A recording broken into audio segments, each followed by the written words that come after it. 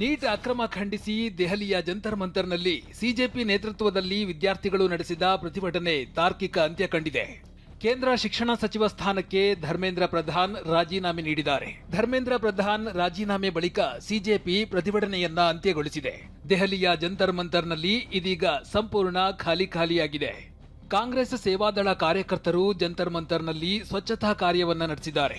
ಈ ಮಧ್ಯೆ ಜುಲೈ 20ರ ಸಂಸತ್ ಚಲೋ ವೇಳೆ ಪ್ರತಿಭಟನಾ ನಿರತ ವಿದ್ಯಾರ್ಥಿಗಳ ಮೇಲೆ ಲಾಠಿ ಚಾರ್ಜ್ ಮಾಡಿದ್ದನ್ನ ಪ್ರಶ್ನಿಸಿ ಲೋಕಸಭಾ ವಿಪಕ್ಷ ನಾಯಕ ರಾಹುಲ್ ಗಾಂಧಿ ಕೇಂದ್ರ ಗೃಹ ಸಚಿವ ಅಮಿತ್ ಶಾಗೆ ಪತ್ರವನ್ನ ಬರೆದಿದ್ದಾರೆ. ವಿದ್ಯಾರ್ಥಿಗಳ ಮೇಲೆ ಲಾಠಿ ಚಾರ್ಜ್ಗೆ ಅನುಮತಿ ಕೊಟ್ಟಿದ್ದು ಯಾರು ಅಂತ ಪ್ರಶ್ನಿಸಿದ್ದಾರೆ. ಆತ್ಮೀಯ ಅಮಿತ್ ಶಾ, 2026 ಜುಲೈ 20ರಂದು ದೆಹಲಿಯಲ್ಲಿ ಶಾಂತಿಯುತ ಪ್ರತಿಭಟನೆ ನಡೆಸುತ್ತಿದ್ದ ವಿದ್ಯಾರ್ಥಿಗಳ ಮೇಲೆ ನಡೆದ ಅನಾಗರಿಕ ಹಲ್ಲೆಗೆ ಹೊಣೆಗಾರಿಕೆಯನ್ನು ಕೋರಲು ಬರೆಯುತ್ತಿದ್ದೇನೆ. ದೆಹಲಿಯಲ್ಲಿ ನಿಯೋಜಿಸಲಾದ ಭದ್ರತಾ ಪಡೆಗಳು ಅಂತಿಮವಾಗಿ ನಿಮಗೆ ಉತ್ತರಿಸುತ್ತವೆ. ಆದ್ದರಿಂದ ನಾನು ಕೇಳುತ್ತೇನೆ, ಗೃಹ ಸಚಿವರಾಗಿ ವಿದ್ಯಾರ್ಥಿಗಳ ವಿರುದ್ಧ ಪೆಲೆಟ್ ಗನ್ಗಳನ್ನು ಸೇರಿದಂತೆ ಮಾರಕ ಬಲ ಪ್ರಯೋಗಕ್ಕೆ ನೀವು ಅನುಮತಿ ಕೊಟ್ಟಿದ್ರಾ? ಇಲ್ದಿದ್ರೆ ಯಾರು ಮಾಡಿದರು? ಸರಳ ಉಡುಪಿನಲ್ಲಿರುವವರು ಲಾಠಿಗಳಿಂದ ಹೊಡೆಯುತ್ತಿದ್ದರು. ಅವರು ಪೊಲೀಸ್ ಸಿಬ್ಬಂದಿಯ ಅಥವಾ ಸ್ವಯಂ ಸೇವಕರೇ? ಅವರ ನಿಯೋಜನೆಗೆ ಅಧಿಕಾರ ನೀಡಿದವರು ಯಾರು? ನಮ್ಮ ದೇಶದ ಭವಿಷ್ಯವಾದ ಯುವಕರು ಮತ್ತು ವಿದ್ಯಾರ್ಥಿಗಳು ಉತ್ತರ ಮತ್ತು ಹೊಣೆಗಾರಿಕೆ ಕೋರುತ್ತಿದ್ದಾರೆ. ಇತ್ತ ವಿದ್ಯಾರ್ಥಿಗಳ ಮೇಲೆ ಲಾಠಿ ಚಾರ್ಜ್ಗೆ ಅನುಮತಿ ಕೊಟ್ಟಿದ್ದು ಯಾರು ಅನ್ನೋದರ ಬಗ್ಗೆ ಅಮಿತ್ ಶಾ ಮೌನ ಮುರಿಯಲಿ ಅಂತ ಪ್ರಿಯಾಂಕ ಖರ್ಗೆ ಆಗ್ರಹಿಸಿದ್ದಾರೆ. ಡೆಲ್ಲಿನಲ್ಲಿ ಆದಂಥ ಏನು ಟಿಯರ್ ಗ್ಯಾಸ್ ಶೆಲ್ಲಿಂಗ್ ಇರ್ಬೋದು, ಪೆಲೆಟ್ ಫೈರಿಂಗ್ ಇರ್ಬೋದು, ಮಕ್ಕಳ ಮೇಲೆ ಲಾಠಿ ಚಾರ್ಜ್ ಮಾಡಿದ್ದಿರ್ಬೋದು, ಅದು ಯಾರು ಆರ್ಡರ್ ಕೊಟ್ಟರು? ಯಾಕೆ ಕೊಟ್ರಿ? ಯಾಕೆ ನೀವು ವಾಟರ್ ಕ್ಯಾನನ್ಸ್ ಯೂಸ್ ಮಾಡಿಲ್ಲ? ನಿಮ್ಮ ಲಾಠಿ ಮೇಲೆ ಯಾಕೆ ಮಳೆಗಳಿತ್ತು? ಯಾಕೆ ಸಿವಿಲ್ ಡ್ರೆಸ್ನಲ್ಲಿ ಜನರು ಬಂದಿದ್ದರು? ಅವರು BJP ಕಾರ್ಯಕರ್ತರ, RSS ಕಾರ್ಯಕರ್ತರ? ಅದೆಲ್ಲ ಸ್ಪಷ್ಟಗೊಳಿಸ್ಬೇಕಲ್ಲ. ಅಮಿತ್ ಶಾ ಅವ್ರ ಮೌನ ಮುರಿಬೇಕಲ್ಲ. ಲಕ್ಷಾಂತರ ಜನರು ಡೆಲ್ಲಿನಲ್ಲಿ ಬೀದಿಗಿಳಿದಾಗ ಹೋಮ್ ಮಿನಿಸ್ಟರ್ ಅವರು ಏನು ಮಾಡ್ತಾಯಿದ್ರು ಅದನ್ನು ಕೂಡ ಬಂದಲ್ಲಿ ಸ್ಟೇಟ್ಮೆಂಟ್ ಕೊಡಲಿ, ಚರ್ಚೆ ಆಗಲಿ. ಸೋಮವಾರ ಲೋಕಸಭೆಯಲ್ಲಿ ಪ್ರಶ್ನೆ ಪತ್ರಿಕೆ ಸೋರಿಕೆ ತಡೆ ಮಸೂದೆ ಮಂಡನೆಯಾಗಲಿದೆ. ಕೇಂದ್ರ ಸಚಿವ ಜಿತೇಂದ್ರ ಸಿಂಗ್ ಸಾರ್ವಜನಿಕ ಪರೀಕ್ಷೆಗಳ ತಿದ್ದುಪಡಿ ಮಸೂದೆಯನ್ನ ಮಂಡಿಸಲಿದ್ದಾರೆ. ತಿದ್ದುಪಡಿ ಮಸೂದೆಗೆ ಜುಲೈ 24ರಂದು ಕೇಂದ್ರ ಸಚಿವ ಸಂಪುಟ ಅನುಮೋದನೆಯನ್ನ ನೀಡಿತ್ತು. ಈ ಮಸೂದೆ ಅಂಗೀಕಾರವಾದರೆ ಪ್ರಶ್ನೆ ಪತ್ರಿಕೆ ಸೋರಿಕೆ ಮಾಡಿದವರಿಗೆ 10 ಕೋಟಿ ರೂಪಾಯಿವರೆಗೆ ದಂಡ ಹಾಗೂ 10 ವರ್ಷ ಜೈಲು ಶಿಕ್ಷೆ ವಿಧಿಸುವ ಅವಕಾಶ ಇರಲಿದೆ. ಸಾರ್ವಜನಿಕ ಪರೀಕ್ಷೆಗಳ ತಿದ್ದುಪಡಿ ಮಸೂದೆಯಲ್ಲಿ ತಪ್ಪಿತಸ್ಥರಿಗೆ ವಿಧಿಸುವ ಜೈಲು ಶಿಕ್ಷೆ ಅವಧಿಯನ್ನ 5 ರಿಂದ 10 ವರ್ಷಕ್ಕೆ ಹೆಚ್ಚಿಸಲಾಗಿದೆ. ಹಾಗೆ ದಂಡದ ಮೊತ್ತ 10 ಲಕ್ಷದಿಂದ 50 ಲಕ್ಷಕ್ಕೆ ಏರಿಸಲಾಗಿದೆ. ಪರೀಕ್ಷೆ ನಡೆಸುವ ಸೇವಾ ಸಂಸ್ಥೆಗಳಿಗೂ ವಿಧಿಸುವ ದಂಡ 1 ಕೋಟಿಯಿಂದ 5 ಕೋಟಿ ರೂಪಾಯಿಗೆ ಏರಿಕೆ ಮಾಡಲಾಗಿದೆ. ಅಕ್ರಮ ಎಸಗಿದ ಸೇವಾ ಸಂಸ್ಥೆಗಳ ಮೇಲಿನ ಪರೀಕ್ಷಾ ನಿರ್ಬಂಧದ ಅವಧಿ 4 ವರ್ಷಗಳಿಂದ 8 ವರ್ಷಗಳಿಗೆ ವಿಸ್ತರಣೆ ಮಾಡಲಾಗಿದೆ. ಕಂಪನಿಯ ನಿರ್ದೇಶಕರು ಅಥವಾ ಹಿರಿಯ ಅಧಿಕಾರಿಗಳ ಶಾಮೀಲಾತಿ ಸಾಬೀತಾದ್ರೆ 3 ರಿಂದ 10 ವರ್ಷಗಳ ಜೈಲು ಶಿಕ್ಷೆ ಮುಂದುವರೆಸಿದ್ದು, ಕಂಪನಿಯ ಆಡಳಿತ ಮಂಡಳಿಗೆ ವಿಧಿಸುವ ದಂಡದ ಮೊತ್ತ 1 ಕೋಟಿಯಿಂದ 5 ಕೋಟಿ ರೂಪಾಯಿಗೆ ಏರಿಸಲಾಗಿದೆ. ಇನ್ನು ಸಂಘಟಿತ ಪರೀಕ್ಷಾ ಅಕ್ರಮ ಮತ್ತು ಪ್ರಶ್ನೆ ಪತ್ರಿಕೆ ಸೋರಿಕೆ ಪ್ರಕರಣಗಳಲ್ಲಿ ಜೈಲು ಶಿಕ್ಷೆ 5 ರಿಂದ 10 ವರ್ಷಗಳಿಂದ 7 ರಿಂದ 10 ವರ್ಷಗಳಿಗೆ ಹೆಚ್ಚಿಸಲಾಗಿದೆ. ಜತೆಗೆ ಸಂಘಟಿತ ಅಪರಾಧ ಪ್ರಕರಣಗಳಲ್ಲಿ ಕಡ್ಡಾಯವಾಗಿ 10 ಕೋಟಿ ರೂಪಾಯಿ ದಂಡ ವಿಧಿಸಲು ನಿರ್ಧರಿಸಲಾಗಿದೆ. ಧರ್ಮೇಂದ್ರ ಪ್ರಧಾನ್ ರಾಜೀನಾಮೆ ಬೆನ್ನಲ್ಲೇ ಉದ್ಧವ್ ಬಣದ ಶಿವಸೇನೆ ಹಾಗೂ ರಾಜ್ ಠಾಕ್ರೆ ನೇತೃತ್ವದ ಮಹಾರಾಷ್ಟ್ರ ನವನಿರ್ಮಾಣ ಸೇನೆ ಮುಂಬೈನಲ್ಲಿ ವಿಜಯ ಯಾತ್ರೆಯನ್ನ ಆಯೋಜಿಸಿತ್ತು. ಮುಂಬೈನ ಶಿವಾಜಿ ಪಾರ್ಕ್ ಬಳಿ ನಡೆದ ವಿಜಯ ಯಾತ್ರೆಯಲ್ಲಿ ಸಾವಿರಾರು ಜನರು ತ್ರಿವರ್ಣ ಧ್ವಜ ಸಮೇತ ಭಾಗಿಯಾಗಿದ್ರು.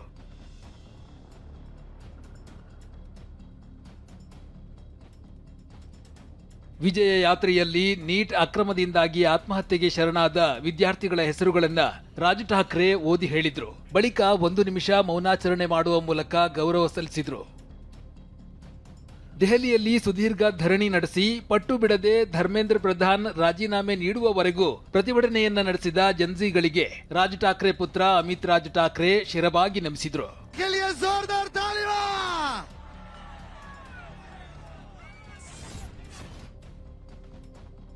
ವಿದ್ಯಾರ್ಥಿಗಳ ಚಳವಳಿ ಯಶಸ್ಸಿನ ಬೆನ್ನಲ್ಲೇ ತೆಲಂಗಾಣದಲ್ಲಿ ಮೊಂಬತ್ತಿ ರ್ಯಾಲಿಯನ್ನ ಆಯೋಜಿಸಲಾಗಿತ್ತು.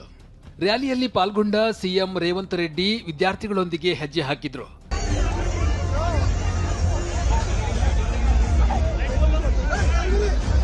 ವಿದ್ಯಾರ್ಥಿಗಳನ್ನು ಉದ್ದೇಶಿಸಿ ಮಾತನಾಡಿದ ರೇವಂತ್ ರೆಡ್ಡಿ, ಲೋಕಸಭೆ ಮತ್ತು ವಿಧಾನಸಭಾ ಚುನಾವಣೆಗೆ ಸ್ಪರ್ಧಿಸೋದಕ್ಕೆ ಕನಿಷ್ಠ ವಯೋಮಿತಿ 25 ವರ್ಷ. ಇದನ್ನ 21 ವರ್ಷಕ್ಕೆ ಇಳಿಸುವಂತೆ ಕೇಂದ್ರವನ್ನ ಒತ್ತಾಯಿಸುವ ನಿರ್ಣಯವನ್ನ ಅಂಗೀಕರಿಸಲು ತೆಲಂಗಾಣ ಸರ್ಕಾರ ಶೀಘ್ರವೇ ಅಧಿವೇಶನವನ್ನ ಕರೆಯಲಿದೆ ಅಂದ್ರು.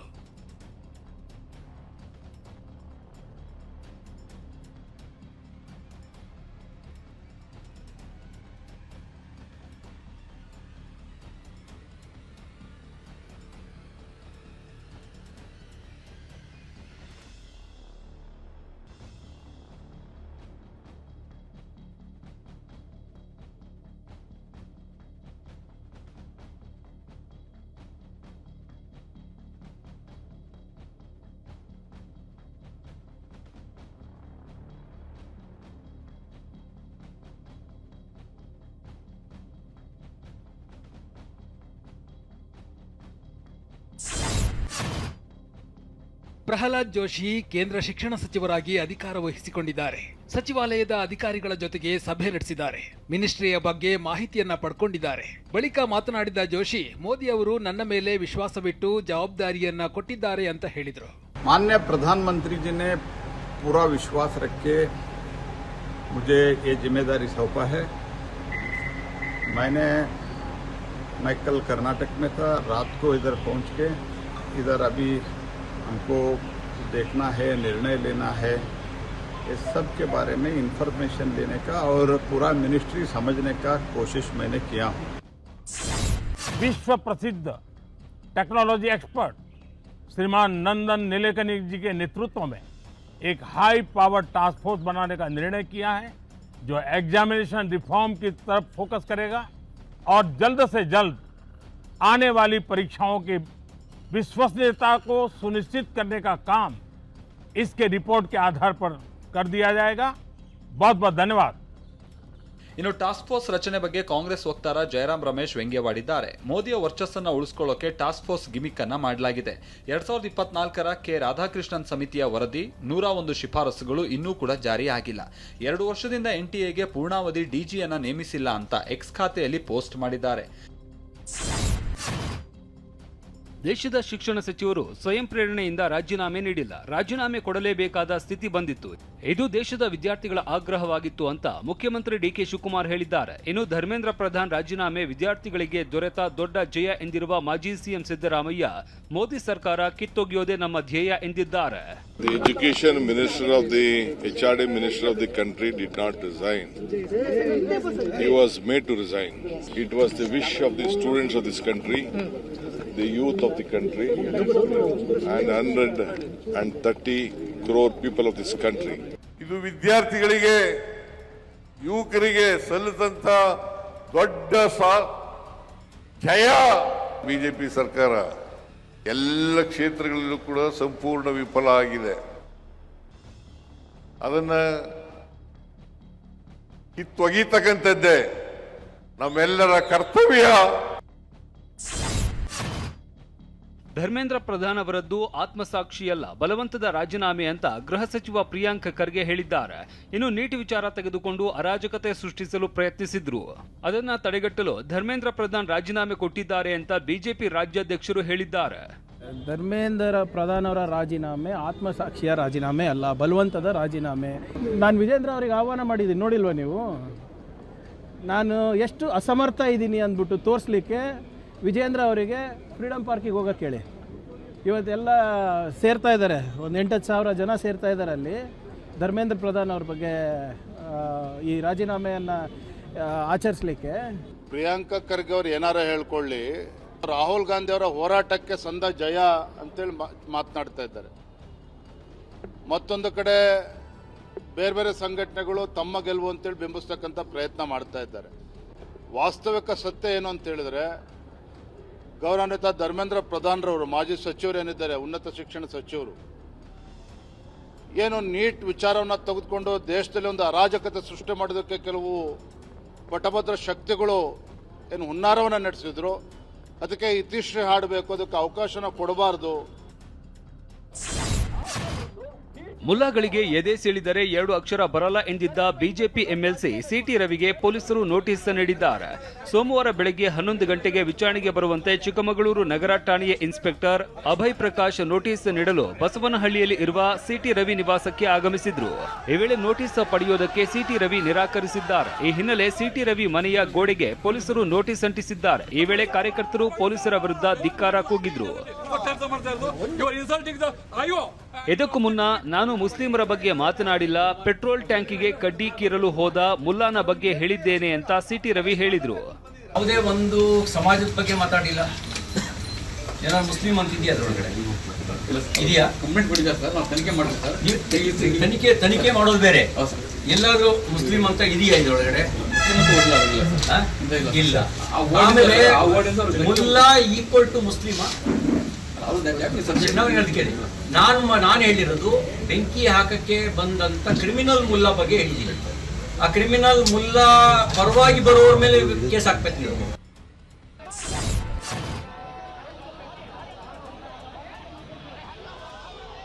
ಬಿಹಾರ ರಸ್ತೆ ಅಪಘಾತದಲ್ಲಿ ಉದ್ರಿಕ್ತರ ಗುಂಪು ಜೀಪ್ಗೆ ಬೆಂಕಿ ಹಚ್ಚುವ ವಿಡಿಯೋವನ್ನ ನೀಟ್ ಹೋರಾಟದ ವೇಳೆ ಮುಲ್ಲಾನಿಂದ ಬೆಂಕಿ ಹಚ್ಚಲು ಯತ್ನ ಅಂತ ವಿಡಿಯೋ ಮಾಡಿ ಸಿಟಿ ರವಿ ಎಡವಟ್ಟು ಮಾಡಿಕೊಂಡಿದ್ದಾರೆ.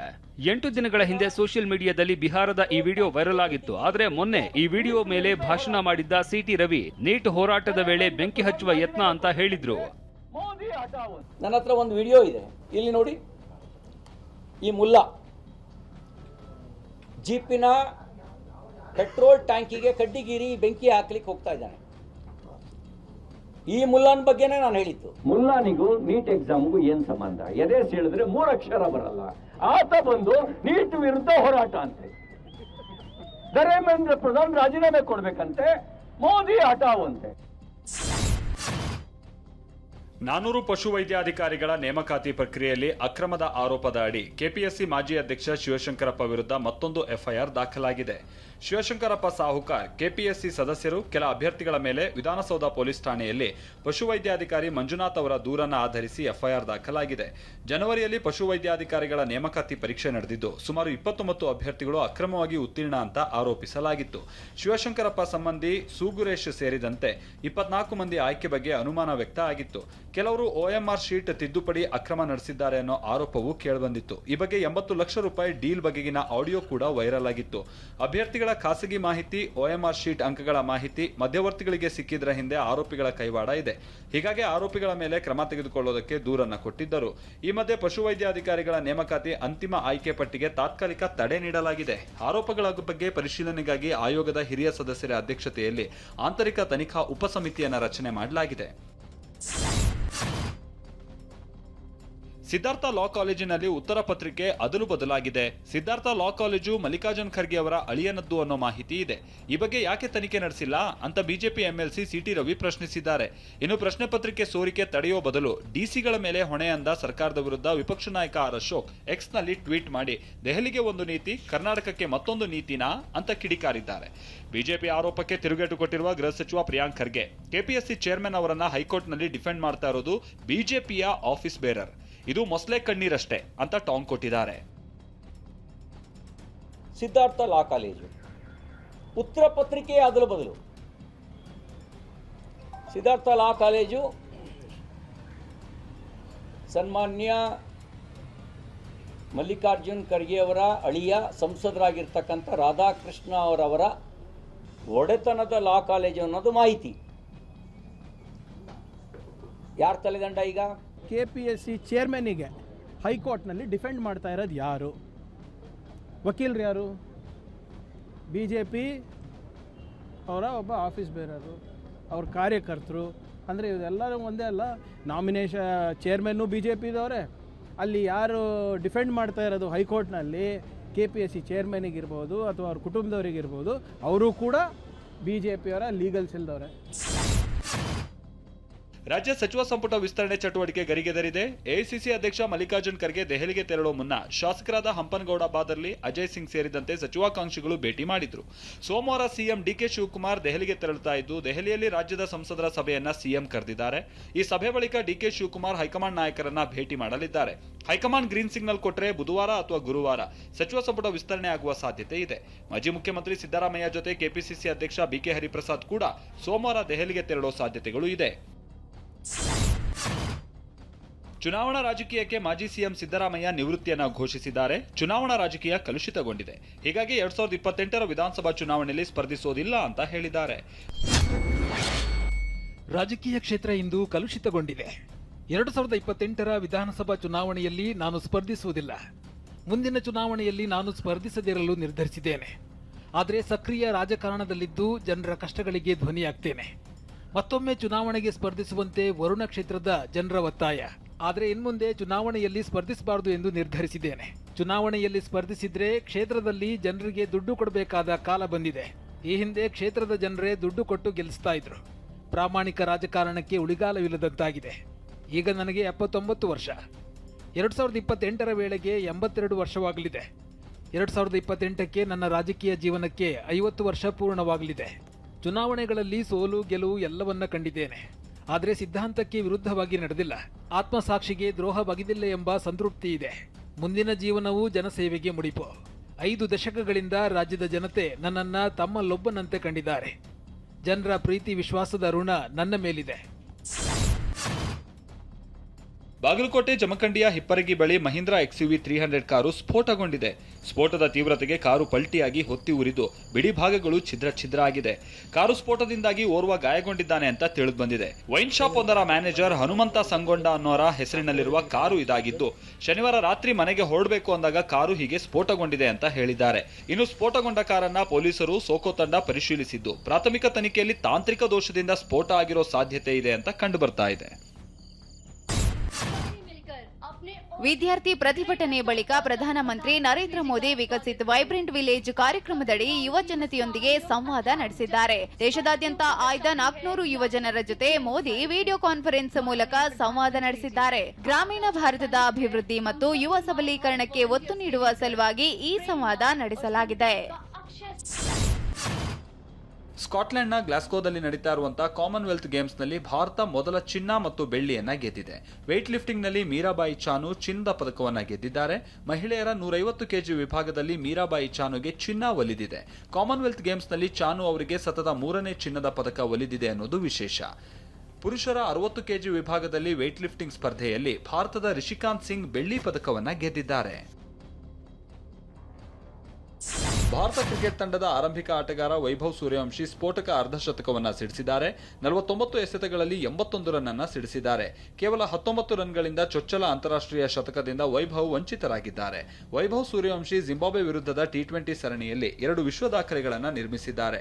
16 ವರ್ಷ ವಯಸ್ಸಿಗೂ ಮುನ್ನ ಅಂತಾರಾಷ್ಟ್ರೀಯ ಕ್ರಿಕೆಟ್ನಲ್ಲಿ 2 50+ ಸ್ಕೋರ್ಗಳನ್ನು ಮಾಡಿದಂತ ಮೊದಲ ಬ್ಯಾಟ್ಸ್ಮನ್ ಅನ್ನೋ ಕೀರ್ತಿಗೆ ಭಾಜನರಾಗಿದ್ದಾರೆ.